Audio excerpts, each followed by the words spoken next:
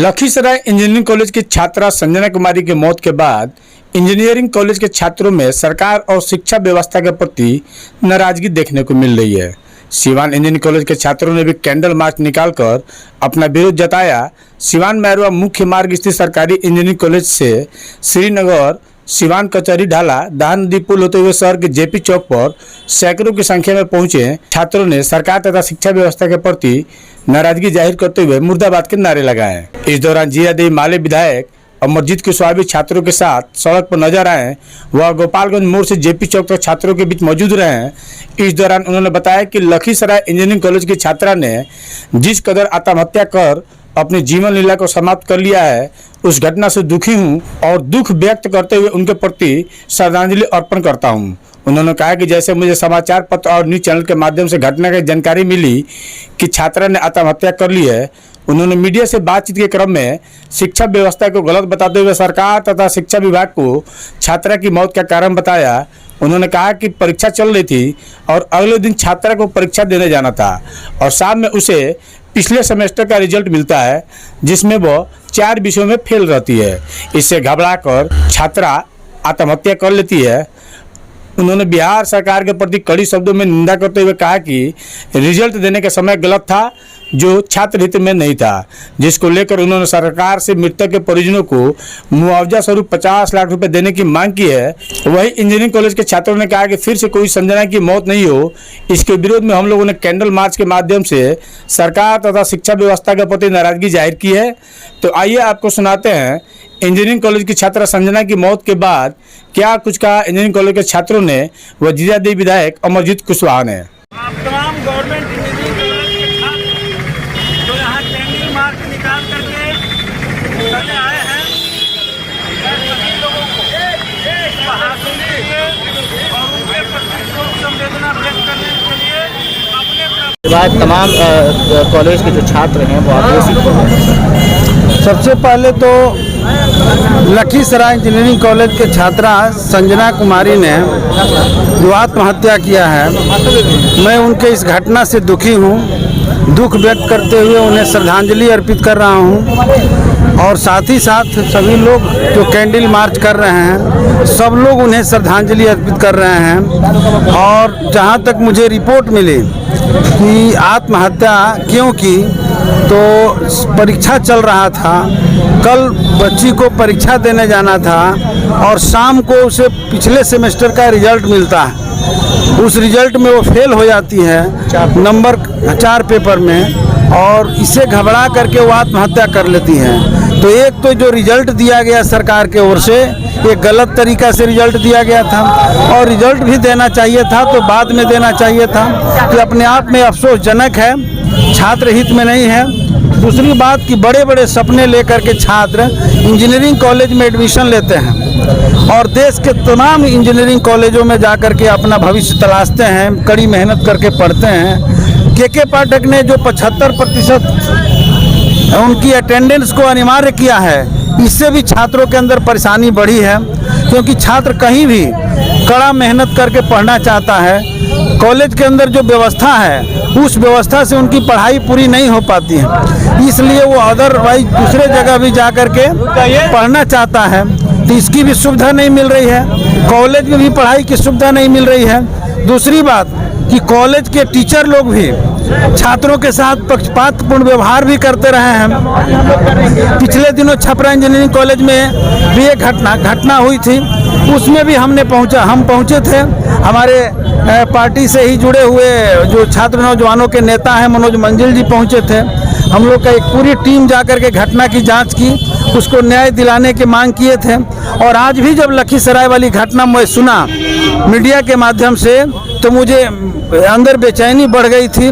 मैं चाह रहा था कि कैसे उनको श्रद्धांजलि अर्पित करूं और इस सवाल पर कैसे छात्रों के पक्ष में न्याय की मांग कर सकूं, लेकिन मुझे अपने प्लेटफॉर्म के जरिए आप लोग के मीडिया के माध्यम से मांग करने की आवश्यकता नहीं पड़ी। मुझे सूचना मिली कि सिवान इंजीनियरिंग कॉलेज के छात्र भी इस सवाल को लेकर के मार्च निकाल रहे हैं, कैंडल मार्च कर रहे हैं। मैंने खुद ही निर्णय लिया कि मुझे उसमें शामिल होना चाहिए, इन लोगों का समर्थन करना चाहिए।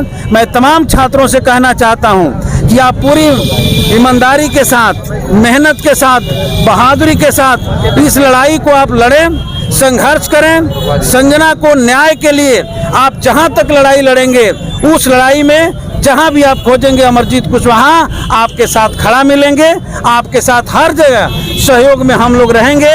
हमारा छात्र संगठन ऐसा रहेगा और आप लोग जब भी पुकारेंगे, मैं एक परवाह कभी नहीं करूंगा कि हम इस सरकार को समर्थन किए हैं। अगर सरकार गलत कार्रवाई कर रही है तो जरूरत पड़ी तो सरकार के खिलाफ भी खड़ा होने में मुझे कोई परहेज नहीं है। और इसी के तहत आज आप लोगों के साथ मैं खड़ा हूं। आप लोग के इस लड़ाई का मैं हृदय से समर्थन करता हूं और आप जहां भी पुकारेंगे उस लड़ाई में मैं आपके साथ खड़ा रहूंगा। लगातार छात्र छात्राएं जो है वो आत्महत्या की तरफ अपना मोड़ जो है कर रहे हैं। इसको लेकर विधानसभा में सरकार की शिक्षा नीति में दोष है। सरकार जो नई शिक्षा नीति लेकर के आई है, उस शिक्षा नीति से और आत्महत्याओं की घटनाएं बढ़ेगी।